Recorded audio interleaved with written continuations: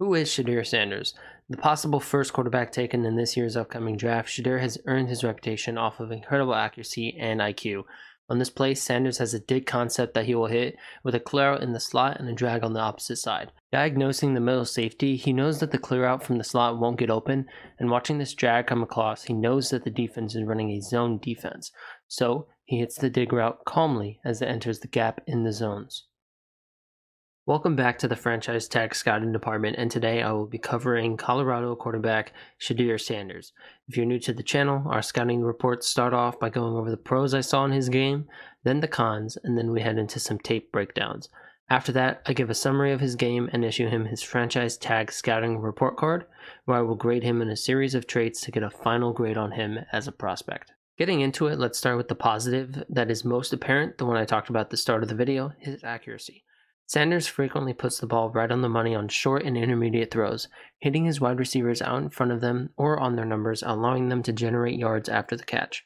However, in moments where hitting them in the chest would lead to an immediate tackle, he smartly will throw his receivers open, putting the ball away from their frame, making them move away from would-be tacklers in order to catch it.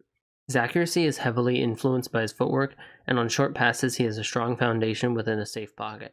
Alongside the strong footwork comes a good throw on the run, as he can roll out of the pocket and throw a dart without having to stop and set his feet.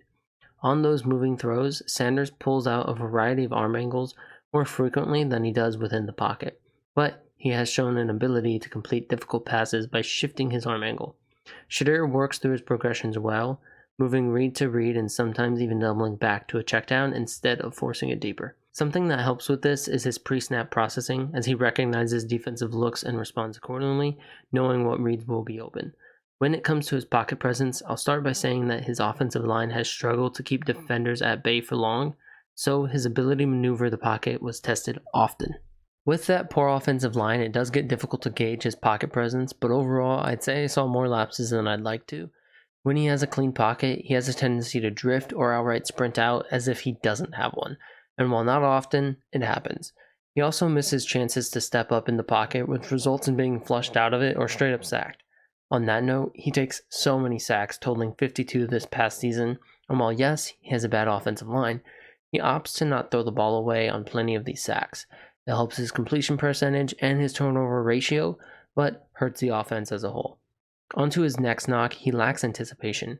He holds onto the ball to wait and see a wide receiver open, which leads to some missed opportunities. In the NFL, his receivers won't be as open, and he will need to learn to anticipate their breaks to complete passes. Getting into his biggest problem, his arm talent. Last video, I broke arm talent down into 4 categories: throw power, throw velocity, pass control, and arm angles. I touched on his arm angles as a positive, but he lacks pure throw power to really deliver downfield strikes, and he often lacks velocity to fit the ball into tight windows. At times, he does showcase great velocity on passes, but too often did I see him put too much air under a pass and see a window close because the ball got there slowly. Due to his lacking arm talent, his deep accuracy is worse than his short or intermediate, and oftentimes his receivers will have to slow down to catch deep shots instead of catching them in stride. Before we get into the tape breakdowns, if you're enjoying, hit like, subscribe, and I will be making scouting reports every week so that if you want more of this type of draft content, hit the notification bell to see when it drops. Now, onto the tape. Alright, starting off his film here, we are going to see a hitch on the outside, an in-breaking route and an out-breaking route, and on this opposite side, kind of a little bit of a deeper slant route. What's going to end up happening is there's going to be a stunt happening here, and this guy's going to get around completely free, and Shedeur is going to end up scrambling out to this side, but there's a couple of issues I take with him doing that, and one, I'll show in just a second, is that the in-breaking route I think gets completely open enough to hit easily, but he moves his eyes off of it. And so I'm just going to hit play on it and we'll see how that goes. Yeah, so here we have that wide open. He looks away, he gets flushed out, and then he actually lateral passes it, so it's not a sack. But, from this angle, we can see he is looking in the direction of that in-breaking route, and he should be seeing it come open pretty soon here. And the issue that I mentioned with him holding on to the ball till he sees people completely wide open, I'm sure right here he's just hesitating because he can't see the guy is going to be completely wide open. He hasn't yet seen it, and he instead moves off of that. He checks the other read, so he goes to look at the other side read. This is still open. Yes, you have a little bit of issues because we have this guy coming in, no one's on him. This guy is about to try, but he's not really going to succeed in stopping that. So Shedeur's standing right here. He's sensing this pressure, but I mean, with this look, I feel like he could have definitely put the ball up here, either put it here and kind of get a little risky with that linebacker, or put it here, like slow down your wide receiver, hit him on that back shoulder, make him stop, and then give him a chance to catch and turn upfield. That would have been my preferred. I think you hit the in breaking route over here first and foremost, but he moved off of that. So then, backup plan, okay, you can hit this, right? But even then he doesn't. He tries to get around this guy, and one of my knocks on him is that he does too frequently go to, spinning out, getting flushed out of the pocket as opposed to stepping up. Now, in this instance, this guy, I think he was going to demolish him if he did try to step up. But, I've already mentioned there's two other paths he could have taken here. Instead, he goes with that one, and we saw how that ended. Bringing us to our next play, we're going to have a kind of double dig going on over here with a clear, just deep shot, and then a move to the outside. And, pre-snap, what Shedeur is seeing here, there's possible two high safeties. What's going to end up happening is this one's going to rotate down to cover this flat, and it's going to actually be a 3 deep situation, cover 3. And I think, he plays it well. He's very patient with how he goes about this. And really, there's 2 open people on this play. Yep, so here we have those 2 digs, and he hits the first one, I guess you could call it, the one that's more interior. And one thing I want to note here is right here, he's got these 2 linebackers he's having to maneuver. He's got this one here and this one here, and they're just sitting in zones, kind of keeping their lateral feet. There's nothing in front of them that they're having to break on.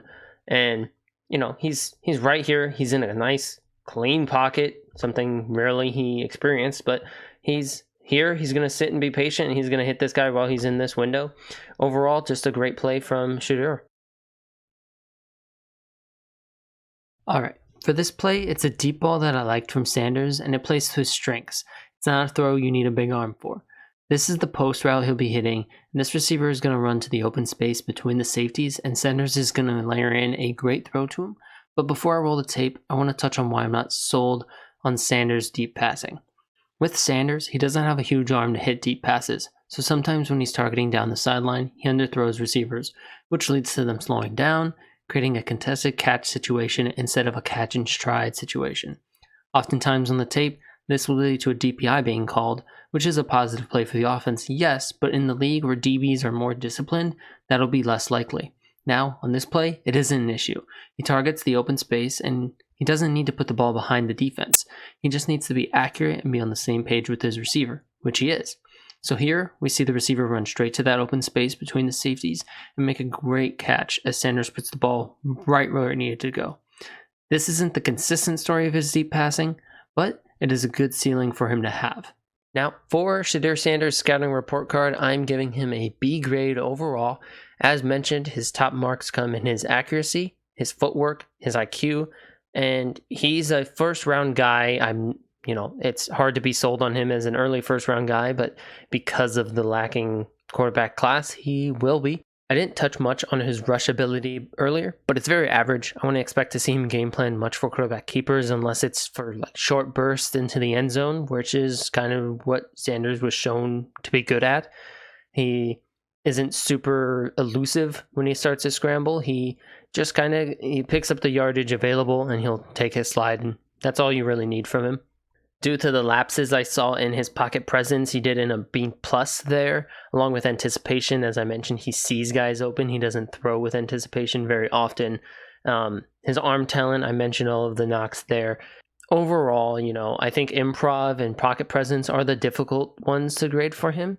He was tested so much behind that bad offensive line that, I could increase those if I saw him behind a good offensive line and the lanes to step up into were larger and But overall, I mean, teams that are looking to draft him, they know what they're getting. And if you have a poor offensive line, you know how he can operate within that. And if you have a good offensive line, then you know that he should operate better than he has. So with that, as I said, B overall grade on Sheduer Sanders. I also gave Cam Ward a B. I do want to mention that I think Sanders is the worst quarterback. He's nearly a B minus, but B range is definitely where I landed with Shedeur and Cam Ward. Cam was a little bit like, oh, he could be a B plus. Sanders he could be a B minus. So just a little bit difference there in their quality of play. But if you enjoyed, hit like, hit subscribe. And if you disagree with me on any part of the game, feel free to comment below so we can have a discussion on it. I do want to have those open discussions, and I will keep making these scouting reports weekly until the draft. And so if there's any players you would like to see one on, comment their names below. I will work them into the agenda if I can manage to find all 22 film to analyze. But with that, I hope you enjoyed. Thank you for watching, and I will see you in the next one, where I cover the two-way player teammate of Sheduer, Travis Hunter.